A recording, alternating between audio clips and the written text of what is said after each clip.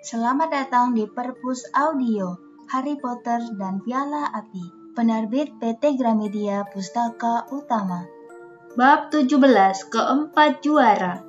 Harry duduk terpaku sadar bahwa semua kepala di dalam aula besar telah menoleh untuk memandangnya.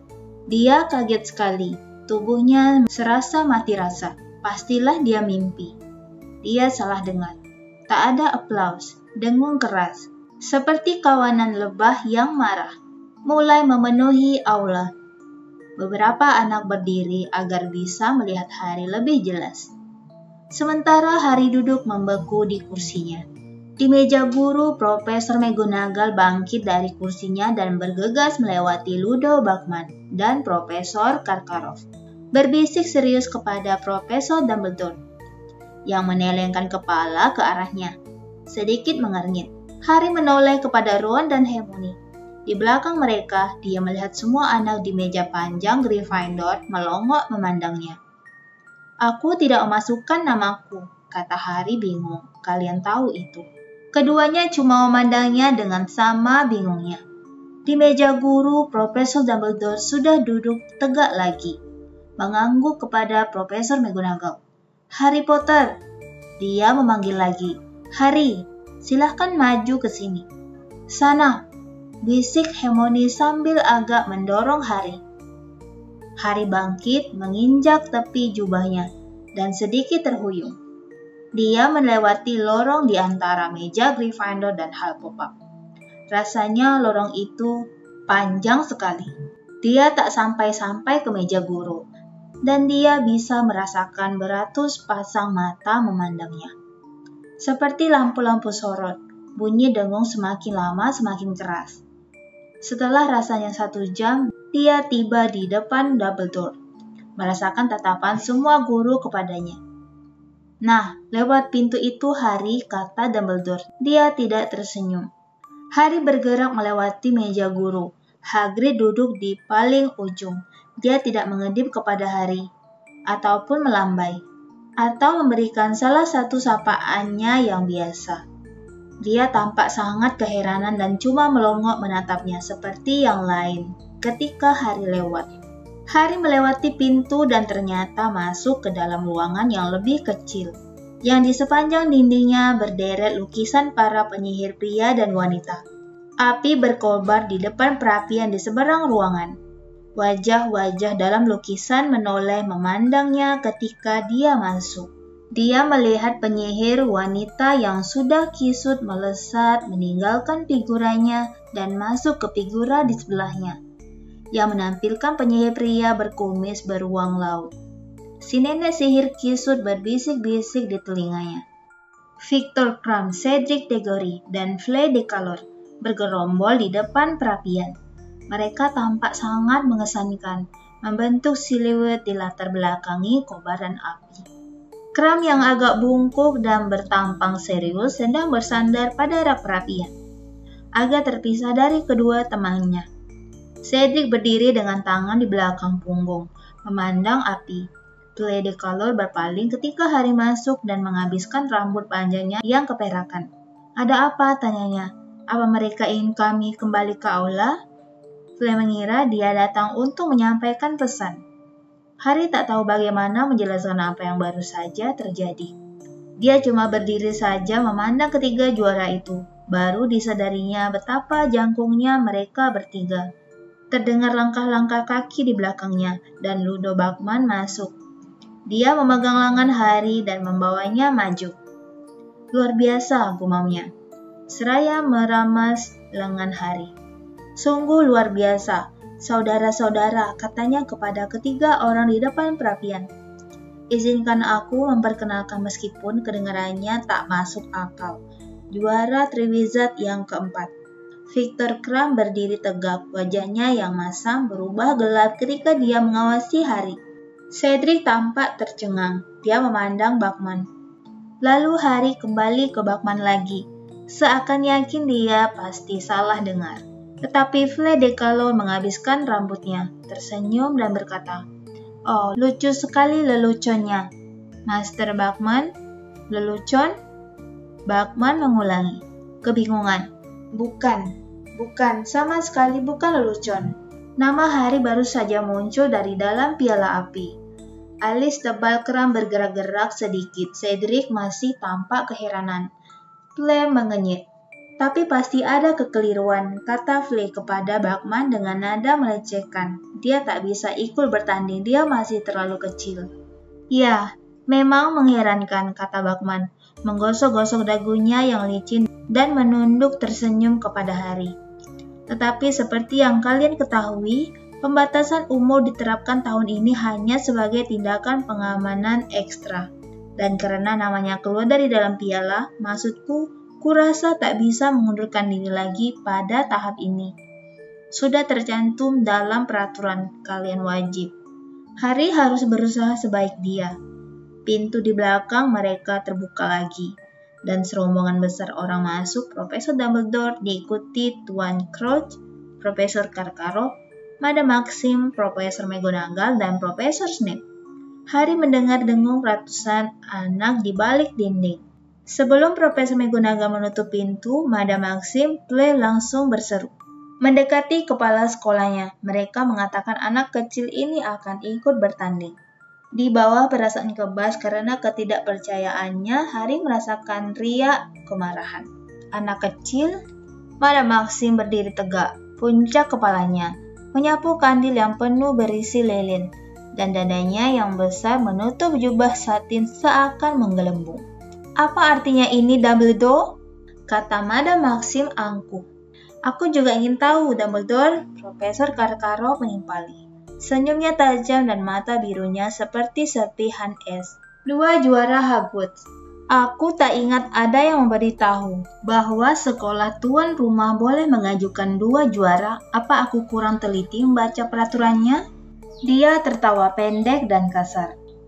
"'Tis impossible." Tak mungkin, kata Madam Maxim. Tangannya yang besar dihiasi opal-opal indah diletakkan di atas bahu Flay.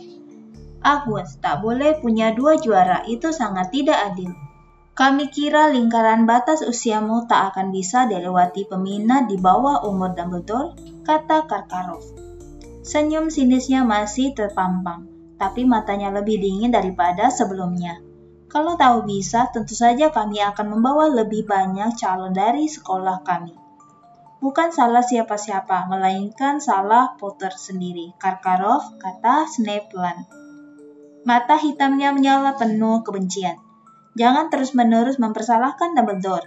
Semua ini gara-gara Potter ngotot mau melanggar peraturan. Dia sudah melanggar batas sejak baru tiba di sini. Terima kasih, Severus, kata Dumbledore tegas. Dan Snape langsung diam, meskipun matanya masih berkilau dengki di balik tirai rambut hitamnya yang berminyak. Profesor Dumbledore sekarang menunduk, memandang Harry, yang balas memandangnya, berusaha mencerna makna ekspresi mata di balik kacamata bulan separuh itu.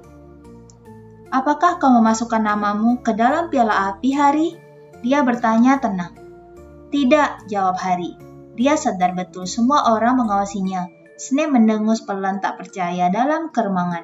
Apakah kau meminta murid yang lebih tua untuk memasukkannya ke dalam piala api untukmu? Tanya Profesor Dumbledore, mengabaikan Snape. Tidak, kata Harry keras. Pasti dia bohong, seru Madam Maxim. Snape sekarang menggeleng, bibirnya melengkung. Dia tak mungkin melewati lingkaran batas usia, kata Profesor McGonagall tajam. Bukankah kita semua sudah sepakat, Dumbledore? Pasti membuat kesalahan dengan lingkaran itu, kata Madam Maxim mengangkat bahu. Mungkin saja, kata Dumbledore sopan. Dumbledore, kau tahu, pasti kau tidak membuat kesalahan, kata Profesor McGonagall berang. Sungguh omong kosong, Harry tak mungkin melewati batas itu sendiri. Dan karena Profesor Dumbledore percaya dia tidak membujuk anak yang lebih tua untuk melakukannya baginya. Menurutku mestinya itu sudah cukup baik bagi semua orang. Dia melempar pandang murka kepada Profesor Snape. Tuan Crouch, Tuan Bachman, kata Karkaroff. Suaranya dimanis-maniskan lagi untuk mengambil hati. Anda berdua, juri yang objektif. Tentunya Anda menganggap kejadian ini sangat tidak biasa. Bachman menyeka mukanya yang bundar kekanakan dengan sapu tangan dan memandang Tuan Crouch yang berdiri di luar lingkaran cahaya perapian. Wajahnya separuh tersembunyi dalam keremangan. Dia tampak agak mengerikan. Ruang yang setengah gelap ini membuatnya tampak jauh lebih tua, membuatnya tampak hampir mirip tengkorak. Tetapi ketika dia berbicara, suaranya kaku seperti biasa. Kita harus mematuhi peraturan, dan peraturan menyatakan dengan jelas bahwa mereka yang namanya muncul dari dalam piala api wajib bertanding dalam turnamen. Ya, berarti hafal peraturan dari depan sampai belakang, kata Bachman berseri-seri dan kembali menoleh memandang Karkaroff dan Madam Maxim, seakan persoalan sudah beres. Aku menuntut memasukkan ulang nama murid-muridku yang belum terpilih, kata Karkaroff. Sekarang dia sudah menanggalkan suaranya yang bermanis-manis dan juga senyumnya. Wajahnya jadi sangar sekali. Kalian akan memasang piala api sekali lagi, dan kami akan terus memasukkan nama, sampai masing-masing sekolah punya 2 juara. Begitu baru adil, Dumbledore. Tetapi Karkaroff, caranya bukan begitu, kata Bachman. Piala api baru saja padam. Dia tak akan menyala lagi sampai awal turnamen yang akan datang. Yang jelas tak akan diikuti oleh Durmstrang. Karkaroff meledak. Mengingat begitu seringnya kita rapat, bernegosiasi, dan berkompromi, sama sekali tak kuduga hal semacam ini akan terjadi. Aku setengahnya berpikir untuk pulang sekarang. Ancaman kosong, Karkaroff. Terdengar suara menggeram dari dekat pintu. Kau tak bisa meninggalkan juaramu sekarang. Dia harus bertanding, semua harus bertanding. Terikat kontrak sihir, seperti dikatakan Dumbledore. Menguntungkan, kan? Moody baru saja memasuki ruangan. Dia berjalan timpang ke arah perapian, dan setiap langkah kaki kanannya menimbulkan suara tok keras. Menguntungkan, kata Karkaroff. Aku tidak paham apa maksudmu, Moody. Harry tahu Karkaroff berusaha tampak meremehkan seakan apa yang dikatakan Moody tak layak memperoleh perhatiannya. Tetapi tangannya membuat perasaannya yang sesungguhnya terungkap. Kedua tangannya mengepal erat. Tak paham ya, kata Moody tenang. Sederhana saja, Karkaroff. Ada yang masukkan nama Potter ke dalam piala itu, karena tahu Potter harus bertanding kalau namanya muncul. Pasti orang yang mau memberi Hogwarts kesempatan ganda, kata Madam Maxim. Aku setuju, Madam Maxim, kata Karkaroff membungkuk di depannya. Aku akan mengajukan keberatan kepada Kementerian Sihir dan Konfederasi Sihir Internasional. Kalau ada yang punya alasan untuk berkeberatan, Potterlah orangnya, geram Moody. Tetapi, anehnya aku tidak mendengarnya mengucapkan sepatah kata pun. Kenapa dia harus berkeberatan? Celetuk Play de la Cour membentakkan kakinya. Dia punya kesempatan untuk bertanding, kan? Kami semua sudah berharap bisa terpilih selama berminggu-minggu. Kehormatan besar untuk sekolah kami, dan hadiah uang sebesar 1000 galeon. Banyak yang bersedia mati untuk mendapatkan kesempatan ini. Mungkin ada yang berharap Potter mati untuk itu, kata Moody. Suaranya sedikit geram. Kesunyian yang sangat menegangkan menyusul kata-katanya ini. Ludo Bachman yang tampak sangat cemas berjingkat-jingkat tegang dan berkata, Moody, kenapa bicara begitu? Kita semua tahu Profesor Moody menganggap pagi hari tersia-sia jika tidak menemukan 6 rencana untuk membunuhnya sebelum waktu makan siang, kata Karkaroff keras. Rupanya sekarang dia mengajar muridnya untuk takut terhadap pembunuhan juga. Sikap aneh bagi pengajar pertahanan terhadap ilmu hitam. Dumbledore, tapi jelas kau punya alasan tersendiri. Kau menuduhku membayangkan hal yang tidak begitu? Geram Moody. Melihat yang tidak ada. Pasti penyihir hebat yang memasukkan nama anak ini ke dalam piala. Apa ada buktinya? Kata Madam Maxim, mengangkat kedua tangannya yang besar. Karena dia berhasil mengecoh benda sihir yang sangat luar biasa kehebatannya, kata Moody. Diperlukan mantra Confundus yang luar biasa kuat untuk membuat piala itu merupakan bahwa hanya ada 3 sekolah yang bersaing dalam turnamen ini. Menurut tebakanku, mereka memasukkan nama Potter di bawah nama sekolah keempat, untuk memastikan dia satu-satunya dalam kategorinya. Rupanya kau sudah memikirkan masak-masak soal ini, Moody, kata Karkaroff dingin. Dan teorimu hebat sekali, meskipun tentu saja kudengar belum lama ini kau mengira bahwa salah satu hadiah ulang tahunmu berisi telur basilik yang disamarkan dengan sangat cerdik. Dan kau sudah keburu membantingnya sampai hancur sebelum sadar bahwa itu cuma jam kereta. Jadi harap kau maklum kalau kami tidak menanggapi pendapatmu dengan serius. Ada orang-orang yang akan mengubah kesempatan yang netral menjadi sesuatu yang menguntungkan mereka. Moody membalas dengan nada mengancam. Sudah menjadi tugas pula untuk berpikir sebagaimana cara berpikir para penyihir hitam. Karkaroff, mestinya kau ingat itu. Alastor, kata Dumbledore memperingatkan. Sesaat Harry bertanya dalam hati, kepada siapa Dumbledore bicara, tetapi kemudian dia sadar, Mad-Eye. Tak mungkin nama Moody yang sebenarnya. Moody diam. Meskipun masih mengawasi Karkaroff dengan puas, wajah Karkaroff membara. Bagaimana situasi ini muncul, kita tidak tahu, kata Dumbledore, berbicara kepada semua yang berkumpul dalam ruangan itu. Meskipun demikian, bagiku tampaknya kita tak punya pilihan lain kecuali menerimanya. Baik Cedric maupun Harry telah terpilih untuk ikut bertanding dalam turnamen. Karena itu, mereka akan bertanding. Tapi Dumbledore, Madam Maxim yang baik, kalau kau punya alternatif, aku akan senang mendengarnya. Dumbledore menunggu, tetapi Madam Maxim tidak bicara.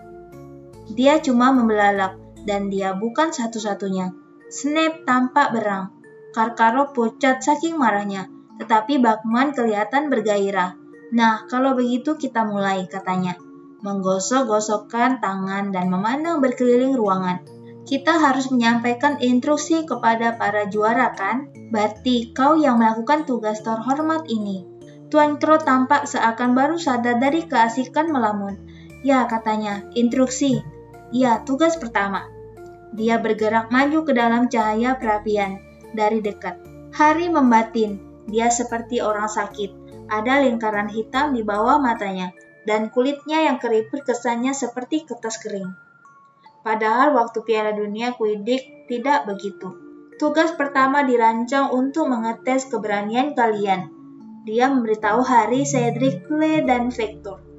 Maka kami akan memberitahu kalian apa tugas itu. Keberanian menghadapi sesuatu yang tidak diketahui adalah kualitas penting bagi seorang penyihir. Sangat penting.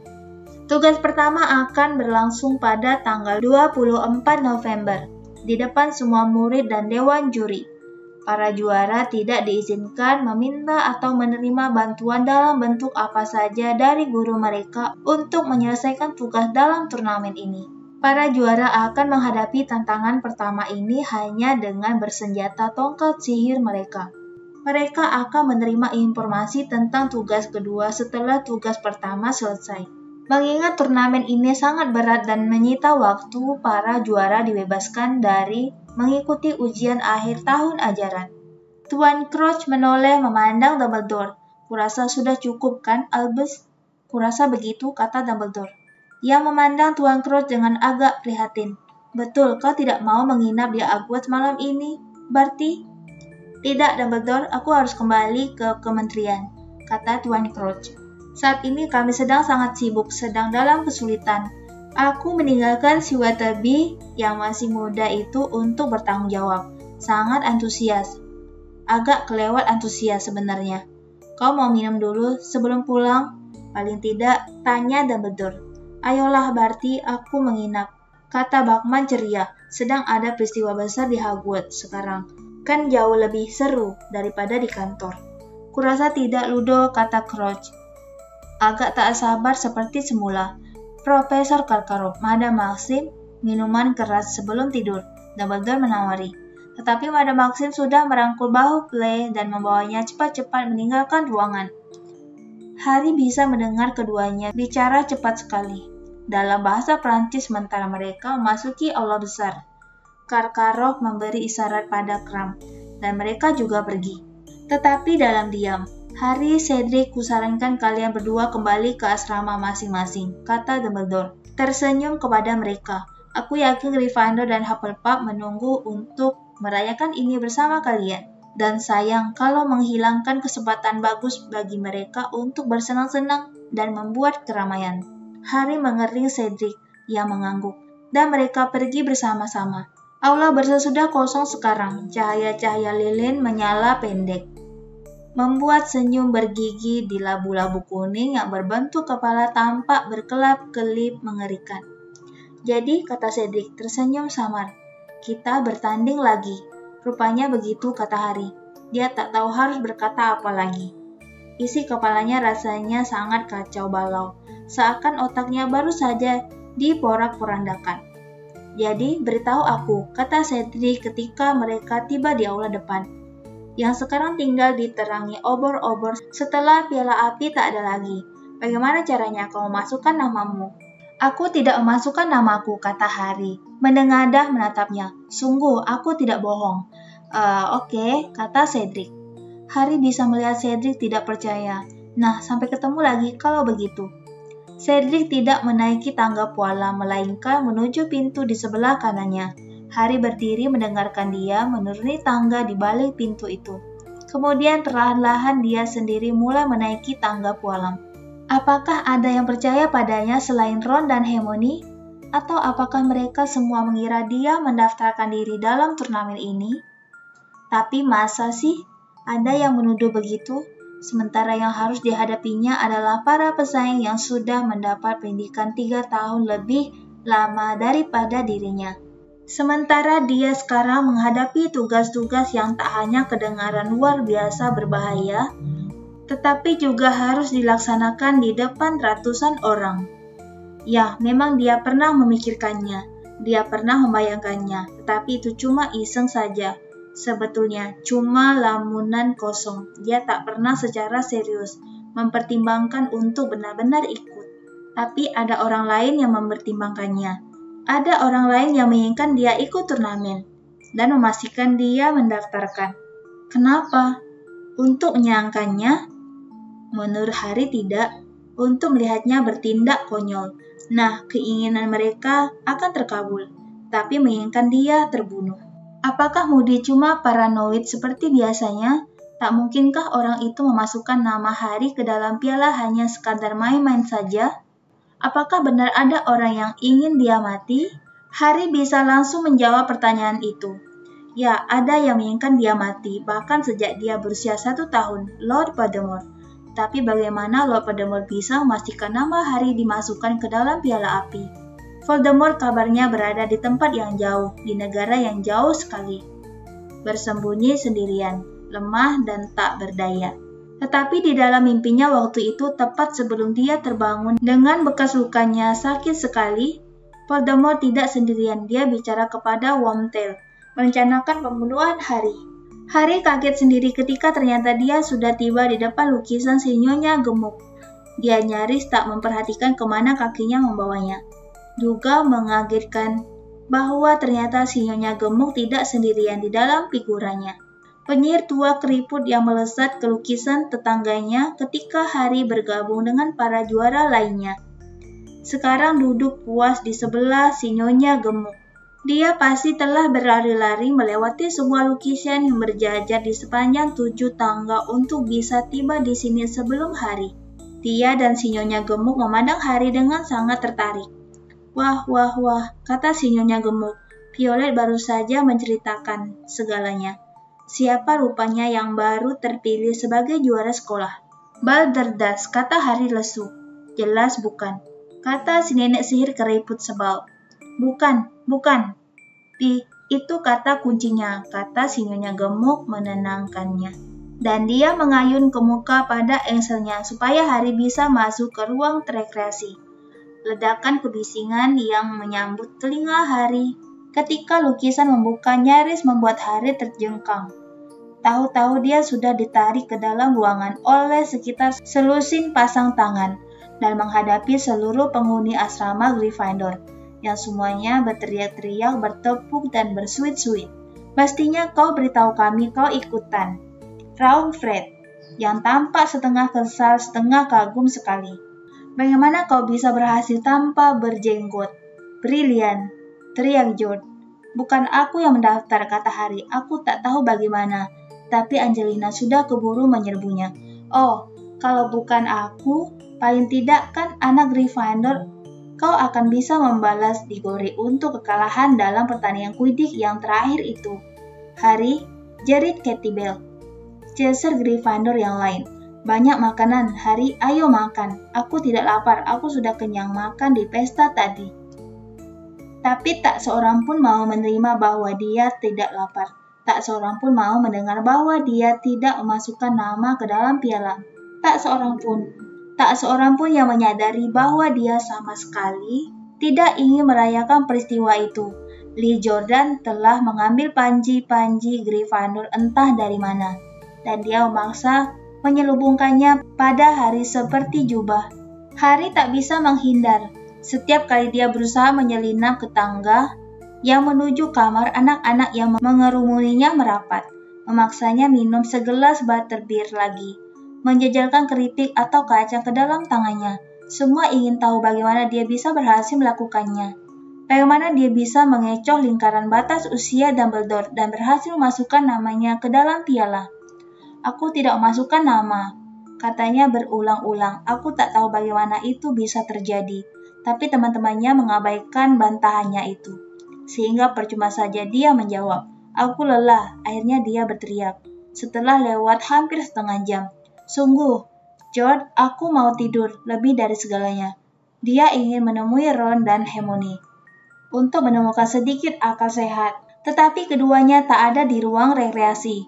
Mendesak bahwa dia ingin tidur, dan nyaris menggilas kakak beradik creepy yang mungil ketika mereka menghadangnya di kaki tangga.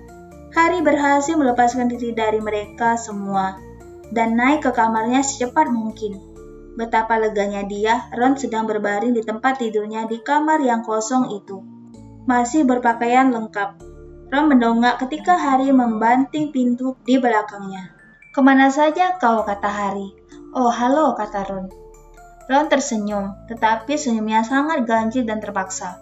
Harry tiba-tiba sadar dia masih memakai panji-panji Gryffindor yang diikatkan Lee di sekeliling tubuhnya. Buru-buru dilepasnya, tetapi ikatannya kuat sekali. Ron berbaring di tempat tidur tanpa bergerak, mengawasi Harry berkutat melepas panji-panji itu. Nah, katanya, ketika akhirnya Harry berhasil dan melempar panji-panji itu ke sudut. Selamat. Apa maksudmu selamat? Tanya Harry. Memandang Ron, jelas sekali ada yang tidak beres dengan cara Ron tersenyum. Senyumnya lebih mirip seringai. Ya, orang lain kan tak ada yang bisa melewati lingkaran batas usia Dumbledore, kata Ron. Bahkan Fred dan George pun tidak. Kau pakai apa? Jubah gaib. Jubah gaib tidak akan membantuku melewati lingkaran itu, kata Harry perlahan. Oh, baiklah, kata Ron. Kupikir kau mungkin akan memberitahuku kalau pakai jubah. Sebab jubah itu akan bisa menutupi kita berdua, kan? Tapi kau menemukan cara lain rupanya. Dengar, kata Harry. Aku tidak memasukkan namaku ke dalam piala itu. Pasti orang lain yang melakukannya. Ron mengangkat alis. Buat apa mereka melakukannya? Entahlah, kata Harry. Menurutnya akan kedengaran sensasional sekali kalau dia menjawab, untuk membunuhku. Alis Ron terangkat tinggi sekali sampai nyaris menghilang ke rambutnya. Tidak apa-apa tahu, kau bisa cerita yang sebenarnya kepadaku, katakan, katanya. Kalau kau tak ingin yang lain tahu, baiklah, tapi aku tak mengerti kenapa kau bohong. Kau tidak dihukum karenanya, kan? Teman sinyonya gemuk, si Violet, dia sudah memberitahu kami semua bahwa Dumbledore mengizinkan kau ikut bertanding. Hadiah uang 1000 galeon. Dan kau juga tidak usah ikut ujian akhir tahun ajaran. Aku tidak memasukkan namaku ke dalam piala, kata Harry mulai jengkel. Ya, oke, kata Ron. Dengan nada sangsi persis seperti Cedric. Baru tadi pagi kau bilang, kalau kau akan memasukkan nama di malam hari, dan tak seorang pun akan melihatmu. Aku tidak bodoh, tahu? Sikapmu sekarang ini seperti orang bodoh, tukas Harry. Ya, kata Ron, dan sekarang di wajahnya tak ada lagi bayangan senyuman. Terpaksa ataupun tidak, kau perlu tidur, Harry. Mestinya kau harus bangun pagi-pagi besok untuk difoto atau entah apa. Ron menarik kelambunya rapat-rapat, mengelilingi tempat tidurnya, membiarkan Harry berdiri di dekat pintu, memandang kelambu beludru merah yang sekarang menyembunyikan satu dari sedikit orang yang semula diyakininya akan mempercayainya. Bab 18. Pemeriksaan tongkat sihir. Ketika Hari terbangun pada pagi hari minggunya, perlu beberapa saat baginya untuk mengingat kenapa dia merasa begitu sedih dan cemas. Kemudian ingatan akan apa yang terjadi semalam memenuhi benaknya. Dia duduk dan membuka kelambu tempat tidurnya, bermaksud bicara pada Ron. Memaksa Ron mempercayainya, tetapi tempat tidur Ron kosong. Pasti dia sudah turun sarapan. Hari berpakaian dan menuruni tangga spiral ke ruang rekreasi. Begitu dia muncul, anak-anak yang sudah selesai sarapan menyambutnya dengan tepuk riuh lagi. Hari jadi enggan ke aula besar, takut anak-anak Gryffindor lain yang sudah ada di sana semua memperlakukannya seperti semacam pahlawan. Tetapi tak ada pilihan lain. Kalau tidak ke aula besar, di sini dia disudutkan oleh kakak beradik Kripe, yang memberi isyarat dengan heboh agar Hari bergabung dengan mereka. Dengan mantap Hari berjalan ke lubang lukisan mendorongnya terbuka, dan langsung berhadapan dengan Hermione. "Halo," sapa Hermione, mengulurkan setumpuk roti panggang yang dialasi tisu. "Kubawakan ini, mau jalan-jalan?" "Ide bagus," kata Hari penuh terima kasih. Mereka turun menyeberangi aula depan cepat-cepat tanpa menoleh ke aula besar, dan segera saja sudah berjalan menyeberangi lapangan rumput menuju ke danau. Tempat kapal Durmstrang berlabuh, memantulkan bayangan hitam di air. Pagi itu dingin sekali, dan mereka terus berjalan, mengunyah roti, sementara Hari menceritakan kepada Hermione apa yang terjadi setelah dia meninggalkan meja Gryffindor semalam. Betapa leganya dia, Hermione menerima ceritanya tanpa pertanyaan. "Ya, tentu saja aku tahu bukan kau sendiri yang mendaftar," komentarnya setelah Hari selesai bercerita tentang kejadian di dalam kamar aula besar. "Tampangmu ketika Dumbledore menyebutkan namamu, tetapi pertanyaannya adalah, siapa yang mendaftarkanmu?" "Karena Moody benar, Hari. Kupikir murid tak mungkin bisa melakukannya. Mereka tak akan sanggup mengecoh piala api atau melewati lingkaran batas usia Dam." "Kau tadi lihat Ron?" Hari menyela. Hermione ragu-ragu. "Ya, dia ada waktu sarapan," katanya. "Apa dia masih berpikir aku sendiri yang mendaftar?" "Ya, tidak. Kukira tidak, sebenarnya tidak," kata Hermione salah tingkah. "Apa maksudnya, sebenarnya tidak?" "Oh, Hari, bukankah jelas sekali," kata Hermione putus asa. "Dia iri." "Iri?" kata Hari tercengang. "Apa yang dia irikan? Dia mau berbegoria di depan seluruh sekolah, begitu ya?" "Begini," kata Hermione sabar. "Selama ini kaulah yang selalu menjadi pusat perhatian. Kau tahu itu? Aku tahu itu bukan salahmu." Dia menambahkan buru-buru ketika melihat Hari membuka mulutnya dengan gusar. "Aku tahu kau tidak meminta itu. Tetapi, ya, kau tahu Ron punya begitu banyak kakak sehingga di rumah dia harus bersaing dengan mereka. Dan kau sahabatnya. Dan kau sungguh terkenal. Dia selalu tersingkir setiap kali orang melihatmu. Dan dia menerima itu. Dia tak pernah menyebut-nyebutnya. Tetapi kali ini sudah tak tertahankan olehnya." "Hebat," kata Hari getir. "Benar-benar hebat. Bilang padanya aku mau tukar dengannya kapan saja. Bilang padanya silahkan kalau dia mau. Orang-orang terengah-engah memandang dahiku kemana saja aku pergi. Aku tak akan bilang apa-apa kepadanya," kata Hermione pendek. "Kau sendiri yang harus bilang, itu satu-satunya cara untuk menyelesaikan masalah ini." "Aku tak mau mengejar-ngejarnya, berusaha membuatnya bersikap lebih dewasa," kata Hari begitu keras, sehingga beberapa burung hantu di pohon dekat mereka kabur ketakutan. "Mungkin dia baru percaya aku tidak menikmati semua ini kalau leherku sudah patah atau..." "Tidak lucu," kata Hermione pelan. "Sama sekali tidak lucu." Hermione tampak amat cemas. "Hari, aku sudah berpikir-pikir. Kau tahu apa yang harus kita lakukan kan? Begitu kita tiba kembali di kastil." "Ya," sepak Ron sampai. "Tulis surat kepada Sirius. Kau harus memberitahu dia apa yang terjadi. Dia sudah menyuruhmu memberitahunya apa saja yang terjadi di Hogwarts. Sepertinya dia sudah menduga hal semacam ini akan terjadi. Aku membawa perkamen dan pena bulu." "Jangan macam-macam," kata Hari, memandang berkeliling untuk memastikan tak ada yang mendengar. Tetapi lapangan kosong. Dia kembali ke negara ini hanya karena bekas lukaku berdenyut sakit. Dia mungkin akan menerobos masuk kastil. Kalau aku memberitahunya ada orang yang mendaftarkanku ke turnamen Triwizard, dia pasti ingin kau memberitahunya, kata Hermione tegas. Dia toh akan tahu juga nantinya. Bagaimana caranya? Harry, berita ini tidak akan bisa ditutupi, kata Hermione sangat serius. Turnamen ini terkenal, dan kau terkenal. Aku akan heran sekali kalau di Daily Prophet tidak ada berita tentang kau ikut bertanding. Kau sudah ada dalam separuh buku-buku tentang kau tahu siapa. Dan Sirius akan lebih tenang mendengarnya langsung darimu, aku yakin. Oke, aku akan menulis padanya, kata Harry, melemparkan potongan terakhir roti panggangnya ke danau.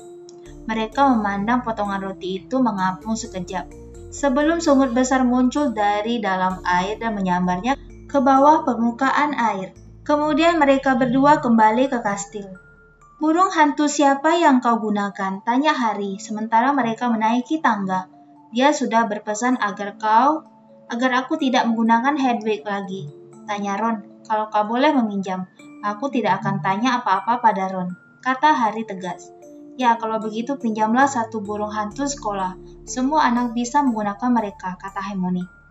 Mereka pergi ke kandang burung hantu. Hermione memberikan selai perkamen kepada Harry, pena bulu, dan sebotol tinta. Kemudian berjalan berkeliling deretan tempat hinggap burung, melihat-lihat burung-burung yang beragam, sementara Harry duduk bersandar dinding dan menulis suratnya. Dear Sirius, kau memintaku memberitahu tentang apa saja yang terjadi di Hogwarts. Jadi ini dia. Aku tak tahu apakah kau sudah dengar, tetapi turnamen Triwizard akan diselenggarakan di Hogwarts tahun ini.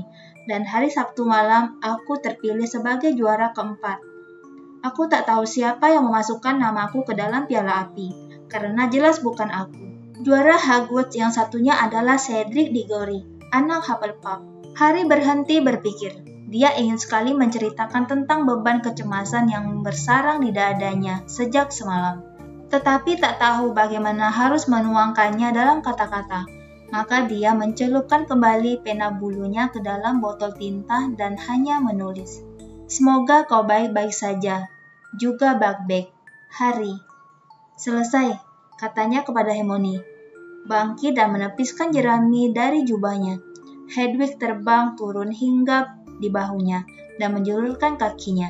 Aku tak bisa memakaimu, Harry memberitahunya, memandang berkeliling ke burung-burung hantu sekolah.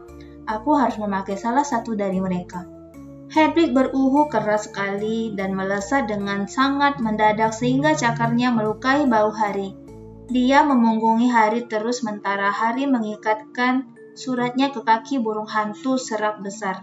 Ketika si burung hantu serak sudah terbang pergi, Harry mengulurkan tangan untuk membelai Hedwig. Tetapi Hedwig mengatupkan paruhnya dengan marah dan membubung ke atas kasau. Di luar jangkauan Harry. Mula-mula Ron, sekarang kau, kata Harry berang, ini bukan salahku. Kalau Harry mengira keadaan akan membaik setelah semua orang terbiasa dengan dirinya sebagai juara. Hari berikutnya membuktikan betapa kelirunya dia. Dia tak bisa lagi menghindari anak-anak lain begitu pelajaran dimulai. Dan jelas anak-anak lain seperti halnya anak-anak Gryffindor mengira Harry mendaftar sendiri untuk ikut turnamen. Meskipun demikian, tak seperti anak-anak Gryffindor, mereka sama sekali tidak terkesan. Anak-anak Hufflepuff yang biasanya sangat akrab dengan anak-anak Gryffindor telah berubah sikap menjadi sangat dingin. Satu kali pelajaran herbologi sudah cukup mendemonstrasikan ini. Jelas bahwa anak-anak Hufflepuff menganggap Harry telah mencuri kejayaan juara mereka. Perasaan yang diperburuk mungkin oleh fakta bahwa asrama Hufflepuff jarang sekali mendapat kejayaan, dan bahwa Cedric adalah salah satu dari sedikit anak yang pernah memberikan itu kepada mereka. Setelah berhasil mengalahkan Gryffindor sekali dalam pertandingan Quidditch, Andy Macmillan dan Justin Finch-Priesley, yang biasanya akrab sekali dengan Harry, tidak bicara kepadanya, walaupun mereka mengganti pot umbi lompat dari nampan yang sama. Walaupun mereka memang tertawa kurang enak ketika salah satu dari umbi lompat berhasil melepaskan diri dari cengkraman Harry dan menghantam mukanya keras-keras. Ron juga tidak bicara dengan Harry. Hermione duduk di antara mereka, berusaha memancing obrolan. Tetapi meskipun mereka berdua menjawabnya dengan biasa, mereka menghindari saling bertatap mata. Harry merasa bahkan Profesor Sprout menjauh darinya, tetapi maklum karena dia kepala asrama Hufflepuff. Harry pasti ingin sekali bertemu Hagrid dalam kondisi normal. Tetapi pemeliharaan satwa gaib berarti bertemu anak-anak Slytherin juga. Pertama kali dia akan berhadapan dengan mereka sejak terpilih menjadi juara. Sesuai dugaan, Malfoy tiba di pondok Hagrid dengan cemoohnya yang biasa. Lihat teman-teman, sang juara, katanya kepada Crabbe dan Goyle, begitu berada dalam jarak pendengaran Harry. Bawa buku tanda tangan, lebih baik minta tanda tangannya sekarang. Karena aku sangsi dia bisa lama bersama kita. Separuh juara Triwizard sudah mati. Berapa lama menurutmu kau bisa bertahan, Potter? 10 menit setelah tugas pertama, taruhanku.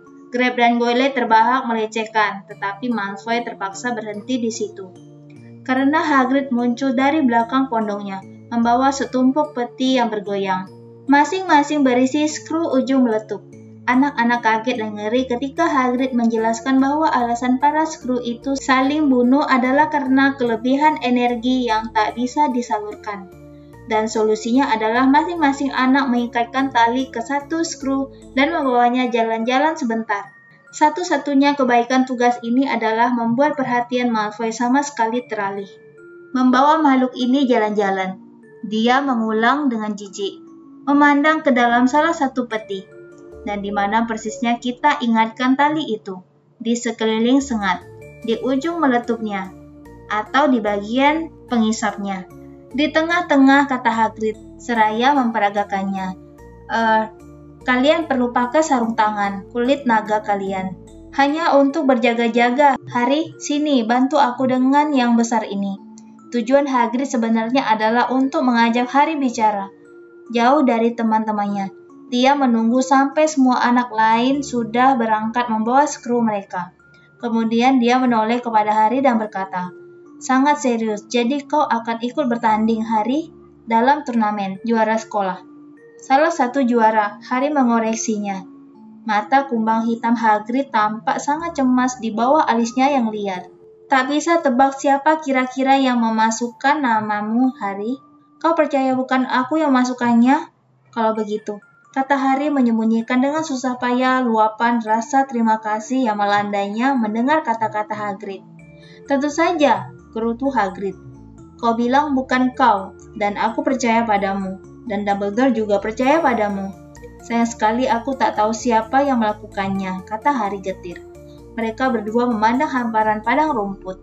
Anak-anak telah menyebar semuanya dengan susah payah. Skru-skru itu sekarang panjangnya sudah lebih dari 1 meter. Dan sangat kuat. Mereka kini tak lagi tanpa kulit dan tanpa warna, karena telah tumbuh lapisan pelindung tebal mengkilap, keabu-abuan. Penampilan mereka sekarang campuran antara kalajengking raksasa dan kepiting yang memanjang, tapi tetap tanpa kepala dan mata yang bisa dikenali. Mereka sudah jadi luar biasa kuat dan sangat susah dikendalikan. "Mereka kelihatannya asik ya," kata Hagrid senang. Harry menduga maksud Hagrid yang asik itu para skru. Karena teman-temannya jelas tidak asik. Sekali-sekali dengan bunyi duar mengagetkan salah satu ujung skru itu meledak, membuat skrutnya meluncur maju beberapa meter dan lebih dari satu anak terseret-seret pada perut mereka. Berusaha dengan putus asa untuk bangkit lagi. Aku tak tahu, Harry." Tiba-tiba Hagrid menghela napas, kembali menatap Harry dengan cemas. "Juara sekolah. Segalanya tampaknya terjadi padamu, ya?" Harry tidak menjawab. Ya, segalanya tampaknya terjadi padanya. Kira-kira begitulah yang dikatakan Hermione ketika mereka berjalan mengelilingi danau, dan itulah alasannya. Menurut Hermione, kenapa Ron tidak bicara kepadanya? Beberapa hari berikutnya adalah hari-hari terburuk Harry di Hogwarts. Situasinya agak mirip dengan kejadian selama beberapa bulan pada tahun keduanya. Ketika sebagian besar anak menuduhnya menyerang teman-temannya, tapi waktu itu Ron ada di pihaknya. Harry merasa dirinya akan bisa menghadapi sikap semua anak lain jika Ron kembali menjadi temannya, tapi dia tidak akan membujuk Ron untuk bicara kepadanya kalau Ron tak mau. Sepi rasanya disiram kebencian dari segala jurusan. Dia bisa mengerti sikap anak-anak Hufflepuff meskipun dia tidak menyukainya. Mereka punya juara sendiri yang harus mereka dukung. Kalau hinaan keji dari anak-anak Slytherin, itu sudah biasa. Sejak dulu Harry tidak disukai mereka karena dia telah begitu sering membantu Gryffindor mengalahkannya. Mereka baik dalam Quidditch maupun dalam pertandingan antar asrama. Tapi dia sebetulnya berharap anak-anak Ravenclaw mau mendukungnya, sama seperti dukungan mereka terhadap Cedric. Tapi harapannya sia-sia.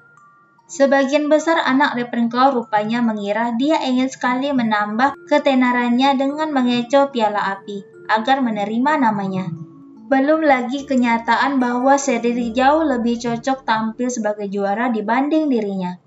Dengan wajah luar biasa tampan, hidung lurus, rambut hitam, dan mata abu-abunya, susah mengatakan siapa yang menerima lebih banyak kegaguman hari-hari ini, Cedric atau Viktor Krum.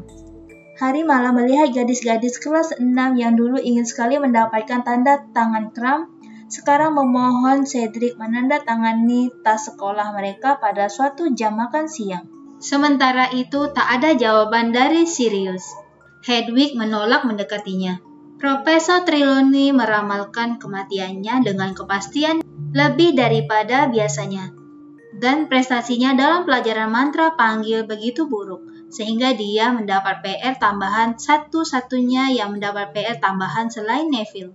Sebetulnya tidak susah-susah amat Harry, Hermione berusaha meyakinkannya ketika mereka meninggalkan kelas Flitwick. Tadi Hermione membuat benda-benda melayang kepadanya sepanjang pelajaran.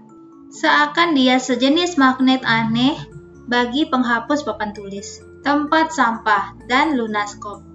Kau cuma tidak berkonsentrasi sepenuhnya. Heran, kenapa ya, kata Harry, suram ketika Cedric Diggory lewat. Dikelilingi rombongan besar gadis yang tersenyum-senyum, yang semuanya memandang Harry seakan dia sekru ujung meletup, ekstra besar. Tapi biar saja kan, masih ada 2 jam pelajaran ramuan yang seru sore ini.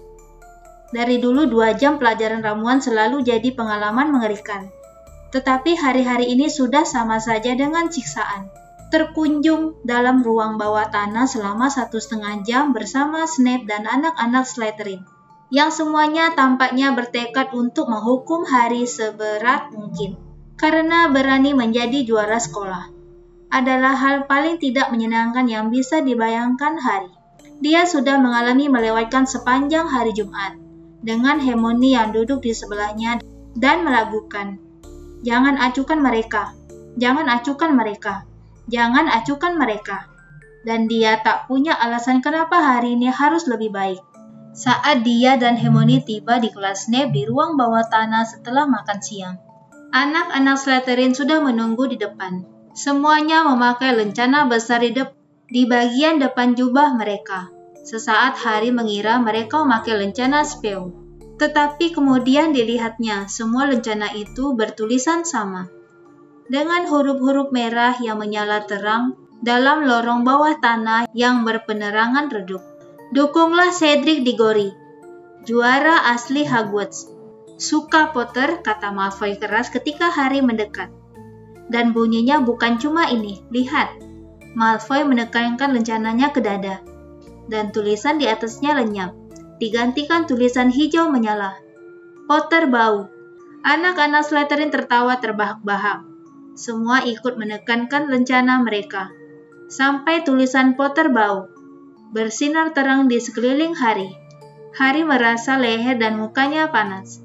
"Oh, lucu sekali," kata Hermione sinis kepada Pansy Parkinson dan geng cewek-cewek Slytherin, yang tertawa lebih keras daripada yang lain.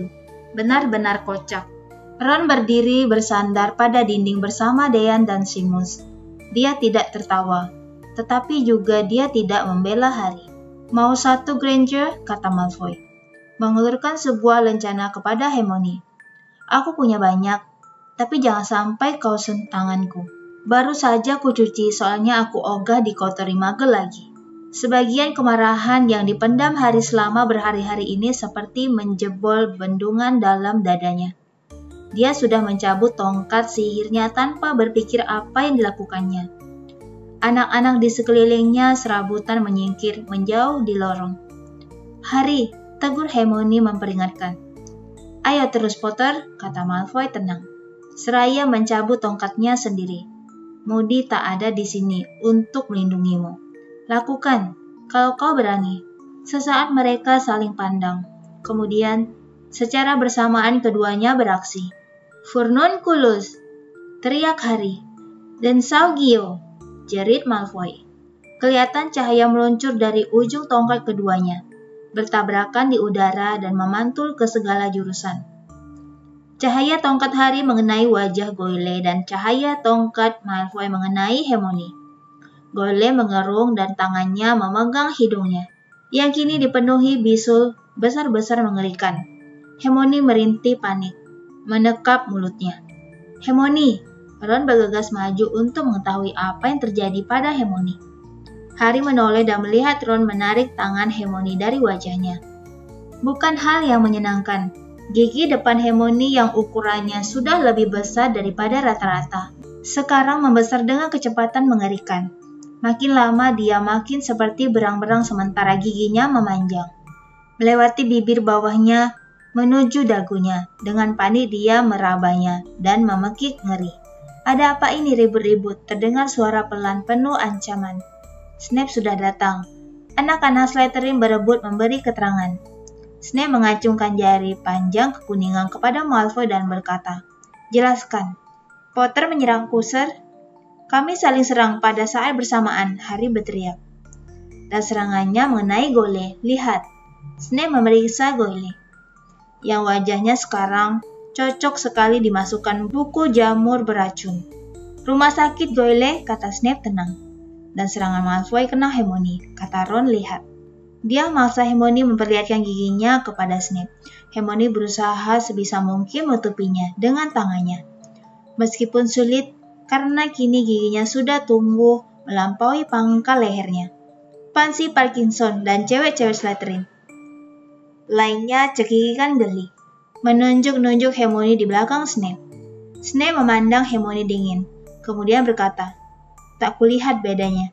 Hermione merintih, air matanya berlinang, dia berbalik dan berlari, terus sampai ke ujung lorong dan menghilang dari pandangan.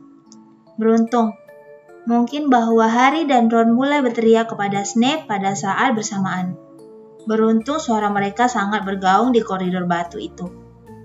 Karena dalam kekacauan itu, susah bagi Snape untuk mendengar jelas umpatan apa yang mereka lontarkan kepadanya. Meskipun demikian, dia paham. Kalau begitu, katanya dengan suaranya yang paling licin, "Potong 50 angka dari Gryffindor dan detensi bagi Potter dan Weasley. Sekarang masuk kelas, kalau tidak detensi selama seminggu." Telinga Harry berdenging. Ketidakadilan ini membuatnya ingin mengutuk Snape menjadi 1000 serpihan. Dia melewati Snape, berjalan bersama Ron ke bagian belakang kelas, dan membanting tasnya di atas meja. Ron juga gemetar saking marahnya.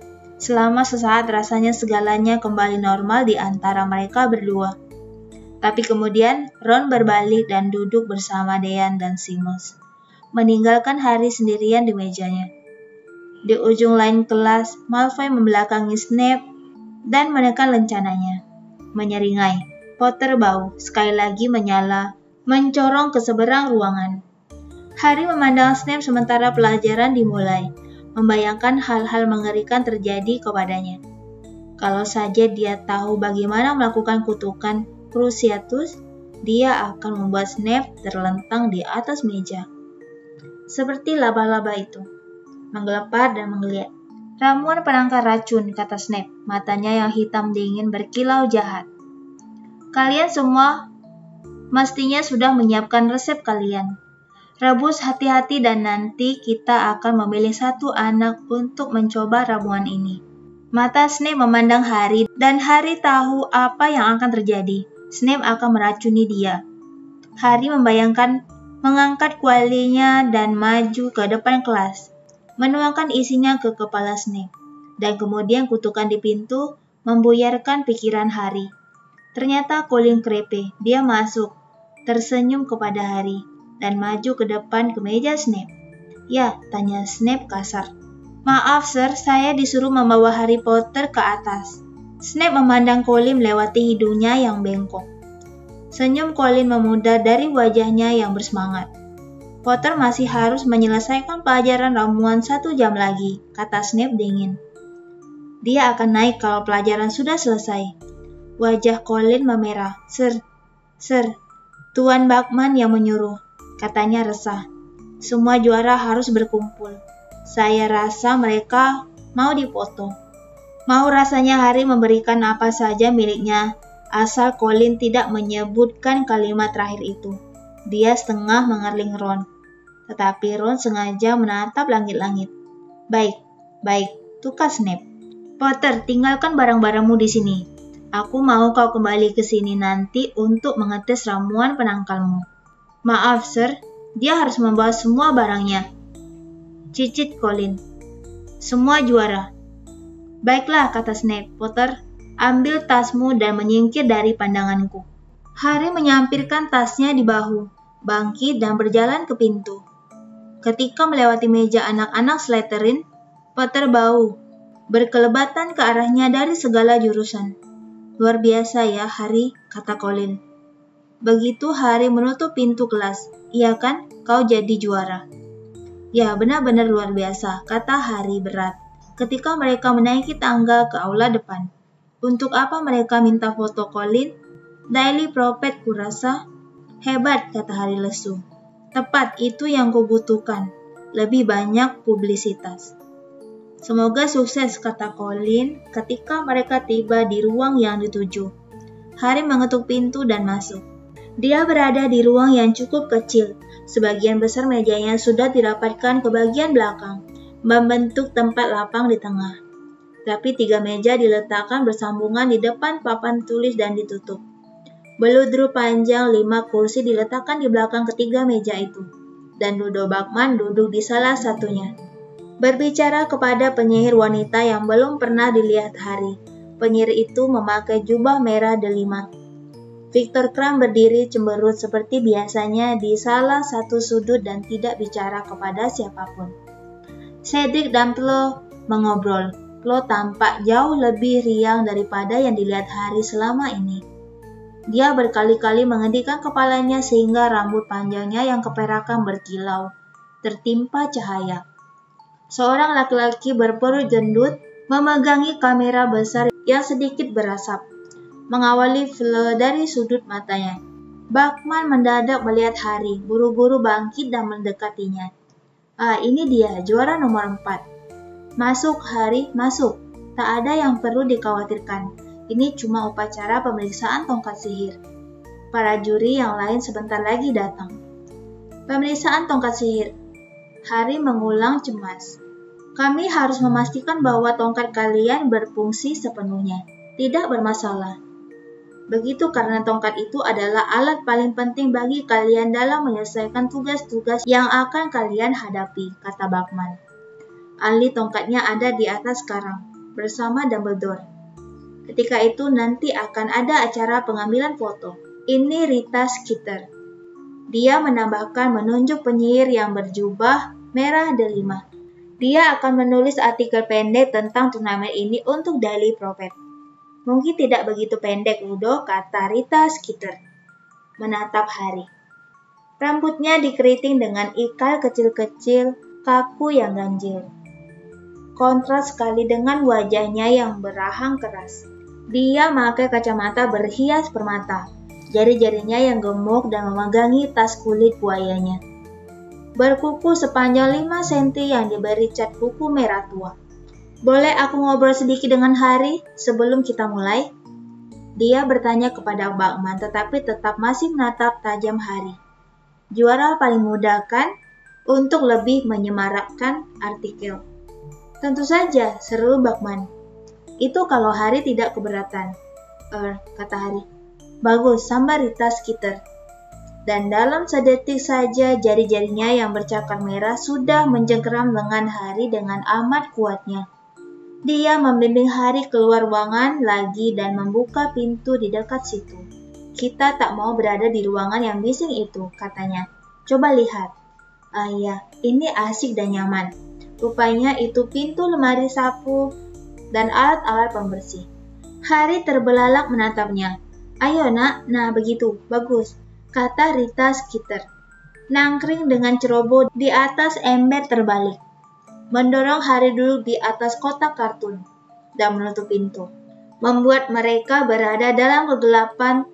Tunggu dulu. Dia membuka tas kulit buayanya dan mengeluarkan segenggam lilin yang dinyalakannya dan dibuatnya melayang dengan lambaian tongkat sihirnya, supaya mereka bisa melihat apa yang mereka lakukan. Kau tak keberatan kan, Hari? Kalau aku memakai pena bulu kutip kilat, supaya aku bisa bebas bicara denganmu dengan wajar. Pakai apa? Tanya Hari. Senyum Rita Skeeter melebar. Hari menghitung ada 3 gigi emas. Rita kembali memasukkan tangan ke dalam tas dan mengeluarkan pena bulu hijau cuka panjang dan segulung perkamen yang direntangkannya di antara mereka di atas kotak pembersih ajaib segala kotoran buatan Nyonya Scour. Dia masukkan ujung pena bulu hijau itu ke dalam mulutnya, mengisapnya dengan girang, kemudian meletakkannya lurus-lurus di atas perkamen. Pena itu berdiri pada ujungnya, bergetar sedikit. Tes, namaku Rita Skeeter, reporter Daily Prophet. Hari cepat-cepat memandang pena bulu itu. Begitu Rita bicara, pena hijau itu mulai menulis, meluncur di atas permukaan perkamen. Si pirang menarik Rita Skeeter, 43 tahun yang pena bulunya yang tajam telah mengempiskan banyak reputasi menggelembung. Bagus, kata Rita Skeeter lagi, dan dirobeknya bagian atas perkamen, diremasnya dan dijejalkannya ke dalam tasnya. Kini dia membengkuk ke arah Hari dan berkata, "Nah Hari, apa yang membuatmu memutuskan untuk ikut turnamen Triwizard?" Kata Hari lagi. Tapi perhatiannya teralih kepada pena bulu Rita. Meskipun Hari tidak bicara, pena bulu itu melesat di atas perkamen dan dia bisa melihat kalimat baru. Bekas luka jelek, souvenir masa lalu yang tragis, membuat cacat wajah Harry Potter yang sebetulnya menarik, yang matanya. Abaikan saja pena itu Hari, kata Rita Skeeter tegas. Dengan enggan Hari ganti memandangnya. Nah, kenapa kau memutuskan ikut turnamen Hari? Saya tidak memutuskan ikut, katanya. Kata Hari. Saya tak tahu bagaimana nama saya bisa berada dalam piala api. Saya tidak memasukkan nama saya. Rita Skeeter menaikkan sebelah alisnya yang tebal dibubuhi pensil alis. Ayolah Hari, tak perlu takut. Kau akan mendapat kesulitan. Kami semua tahu kau seharusnya tak boleh mendaftar. Tetapi jangan khawatir. Pembaca kami suka pemberontak. Tapi saya tidak mendaftar. Hari mengulangi. Saya tak tahu siapa. Bagaimana perasaanmu menghadapi tugas-tugas mendatang? Tanya Rita Skeeter. Bersemangat? Cemas? Saya belum pernah benar-benar memikirkannya. Ya, cemas saya rasa, kata Hari. Perasaannya sangat tidak enak ketika dia bicara. Juara-juara ada yang meninggal di masa lalu, kan? Rita Skeeter tegas. Sudahkah kau memikirkan hal ini? Ya, katanya tahun ini akan jauh lebih aman, kata Hari. Pena melesat di atas perkamen di antara mereka, ke kanan dan ke kiri, seperti sedang main lencuran. Tentu saja kau pernah menghadapi maut sebelumnya, kan? Kata Rita Skeeter, mengawasinya lekat-lekat. Menurutmu bagaimana ini mempengaruhimu? Kata Hari lagi. Apakah menurutmu trauma di masa lalumu mungkin membuatmu ingin membuktikan diri? Agar nama besarmu tidak percuma? Apakah menurutmu kau tergoda mendaftarkan diri ikut turnamen Triwizard karena... Saya tidak mendaftarkan diri, kata Hari, mulai merasa jengkel. Apakah kau bisa mengingat orang tuamu? Tanya Rita Skeeter, menyela Hari. Tidak, kata Hari. Menurutmu, bagaimana perasaan mereka kalau mereka tahu kau ikut bertanding dalam turnamen Triwizard? Bangga, cemas, marah? Hari benar-benar jengkel sekarang. Bagaimana dia bisa tahu perasaan orang tuanya jika mereka masih hidup? Dia bisa merasakan Rita Skeeter menatapnya tajam. Seraya mengernyit, Hari menghindari tatapannya dan memandang kalimat yang baru saja ditulis si pena. Air mata menggenangi mata hijaunya yang cemerlang ketika pembicaraan beralih ke orang tua yang nyaris tak bisa diingatnya. Tak ada air mata di mata saya, kata Hari keras. Sebelum Rita Skeeter sempat berkata sepatah pun. Pintu lemari sapu ditarik terbuka. Hari menoleh, mengejapkan matanya yang silau kena cahaya terang. Albus Dumbledore berdiri di depan lemari, menunduk memandang mereka berdua yang bersempit-sempit di dalam lemari. Dumbledore, seru Rita Skeeter, seakan senang melihatnya. Tapi Harry memperhatikan bahwa pena bulu dan perkamennya mendadak lenyap dari atas kotak pembersih ajaib segala kotoran. Dan jari-jari Rita yang seperti caka buru-buru menutup kancing tas kulit buayanya. "Apa kabar?" katanya, seraya berdiri dan mengulurkan tangannya yang besar seperti tangan laki-laki kepada Dumbledore. "Kuharap kau membaca tulisanku musim panas lalu tentang Konferensi Internasional Konfederasi Para Penyihir." "Tulisan keji yang menarik," kata Dumbledore. Matanya berkilauan. "Aku trauma menikmati deskripsimu tentang aku sebagai barang usang yang tak bisa dipakai lagi." Rita Skeeter sama sekali tak kelihatan malu. "Aku cuma mau menunjukkan bahwa beberapa idemu sudah ketinggalan zaman, Dumbledore, dan bahwa banyak penyihir di jalanan." "Aku akan senang mendengar alasan di balik ketidaksopatan itu, Rita," kata Dumbledore, seraya membungkuk hormat dan tersenyum. "Tetapi sayang sekali kita harus menunda mendiskusikan masalah ini. Pemeriksaan tongkat sihir sudah akan dimulai, dan upacara itu tidak dapat dilangsungkan kalau salah seorang juara kita tersembunyi di dalam lemari sapu." Gembira sekali bisa melepaskan diri dari Rita Skeeter. Harry bergegas kembali ke ruangan. Ketika juara lainnya sekarang duduk di kursi-kursi di dekat pintu, dan Harry buru-buru duduk di sebelah Cedric, lalu memandang meja tertutup beludru. 4 dari kelima juri sekarang sudah duduk di belakang meja. Profesor Karkaroff, Madame Maxim, Tuan Crouch, dan Ludo Bagman. Rita Skeeter menundukkan diri di sudut. Harry melihatnya mengeluarkan perkamennya dari tas lagi, membukanya di atas lututnya, mengisap ujung pena bulu kutip kilat dan menaruhnya sekali lagi di atas perkamen. "Perkenankan aku memperkenalkan Tuan Ollivander," kata Dumbledore, yang sudah duduk di meja juri dan berbicara kepada para juara. "Beliau akan memeriksa tongkat kalian untuk memastikan tongkat-tongkat itu dalam kondisi baik sebelum turnamen dimulai." Harry berpaling dan tersentak kaget melihat seorang penyihir tua dengan mata besar pucat berdiri diam di dekat jendela. Harry pernah bertemu Tuan Ollivander sebelumnya. Dia pembuat tongkat sihir dan Harry membeli tongkat sihirnya dari dia lebih dari 3 tahun yang lalu di Diagon Alley. "Mademoiselle Decalor, bolehkah kami memeriksa tongkatmu lebih dulu?" kata Tuan Ollivander, melangkah ke tempat kosong di tengah ruangan. Le Decalor melangkah mendekati Tuan Ollivander dan menyerahkan tongkatnya. Katanya. Tuan Ollivander memelintir tongkat itu dengan jari-jarinya yang panjang dan tongkat itu mengeluarkan bunga api merah jambu dan keemasan. Kemudian dia mendekatkan tongkat itu ke matanya dan memeriksanya dengan teliti.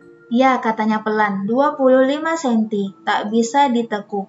Kayu mawar dan berisi, astaga, sehelai rambut Vela yang sudah meninggal, kata Fleur, salah seorang nenek saya. "Jadi Fleur memang keturunan Vela," batin Harry, berniat memberitahu Ron.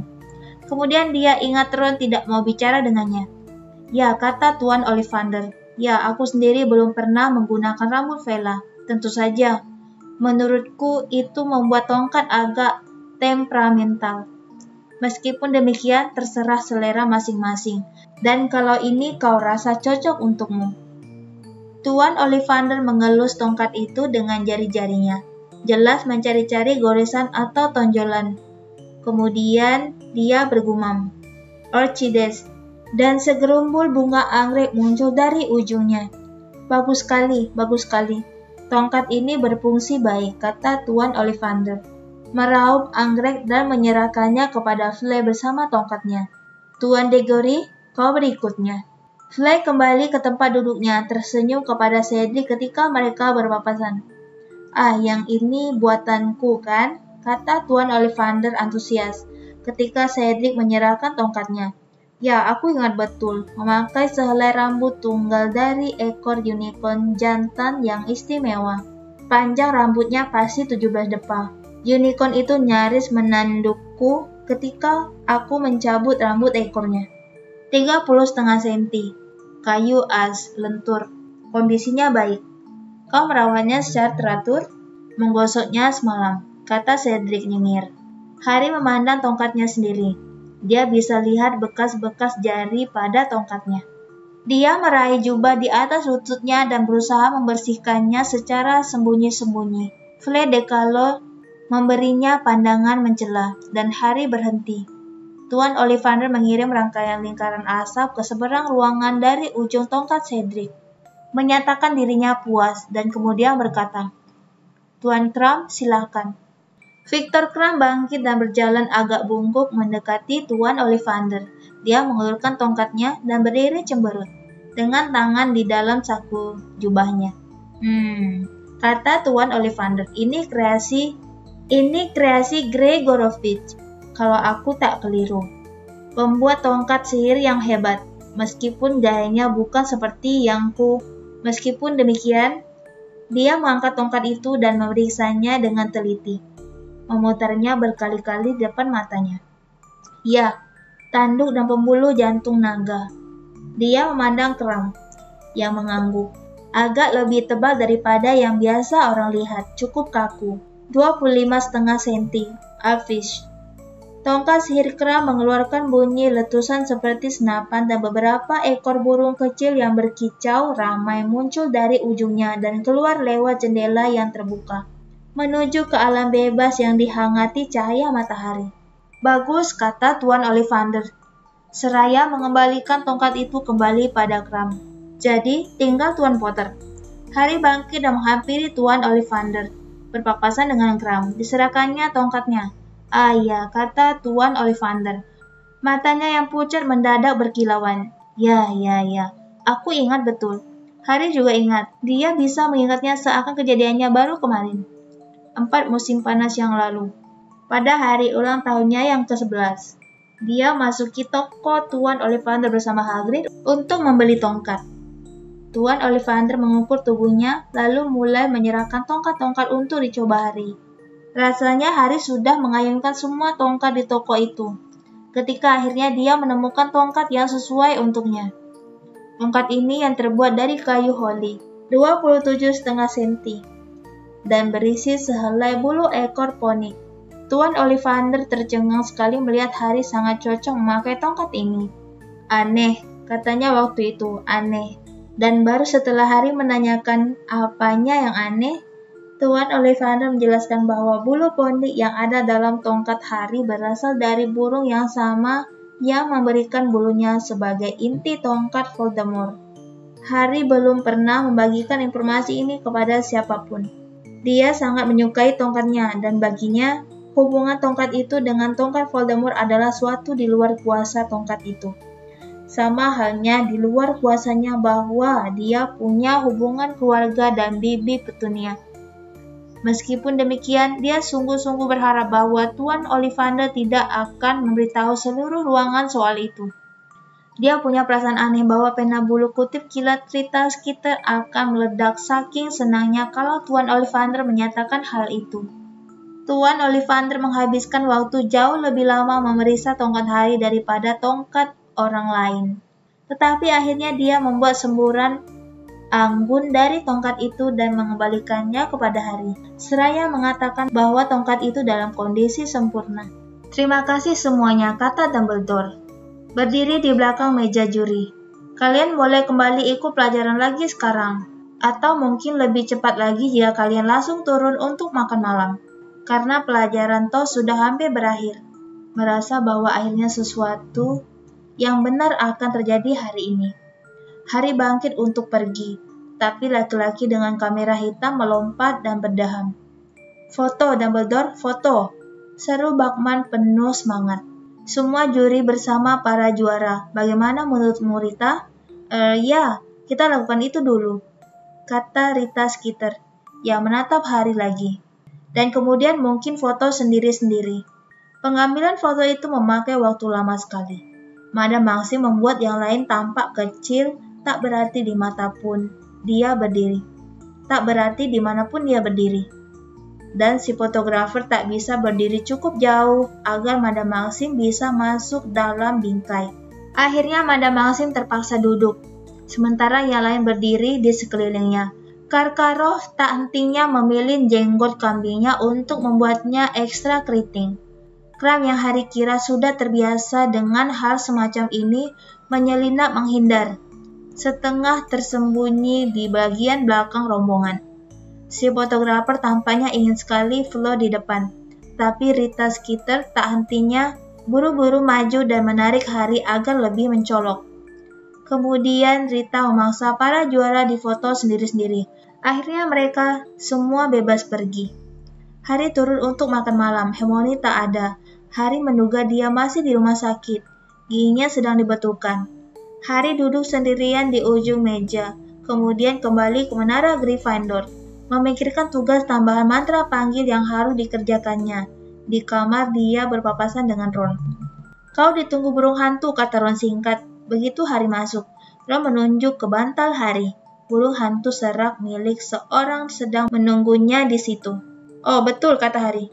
"Dan kita harus menjalani detensi besok malam." "Ruang bawah tanah Snape," kata Ron. Dia kemudian langsung keluar ruangan, tanpa memandang Harry. Sesaat Harry berniat mengejarnya, dia tak yakin apakah dia ingin bicara dengannya atau memukulnya. Dua-duanya menari. Tapi godaan jawaban Sirius sangat kuat. Harry melangkah mendekati burung hantu itu, mengambil surat dari kakinya, dan membuka gulungannya. "Harry, aku tak bisa mengatakan semua yang ingin kukatakan di dalam surat. Terlalu riskan. Siapa tahu burung hantunya ditangkap, kita harus bicara langsung. Bisakah kau pastikan kau sendirian di depan perapian menara Gryffindor? Pukul 1 dini hari pada tanggal 22 Oktober. Aku tahu lebih daripada siapapun bahwa kau bisa menjaga dirimu. Dan selagi kau berada di dekat Dumbledore dan Moody, kurasa tak seorang pun bisa mencederaimu. Meskipun demikian, rupanya ada orang yang sedang berusaha keras. Mendaftarkan namamu dalam turnamen itu sangat riskan. Apalagi di bawah hidung Dumbledore. Waspadalah selalu. Harry, aku masih tetap ingin mendengar apa saja yang tidak biasa. Kabari aku tentang 22 November secepatnya. Sirius." Terima kasih sudah mengunjungi channel Audio Perpus. Berikan saran dan komen, dan kamu juga bisa request buku cerita apa yang ingin aku bacakan. Sampai jumpa di Audio Perpus selanjutnya. Bye-bye.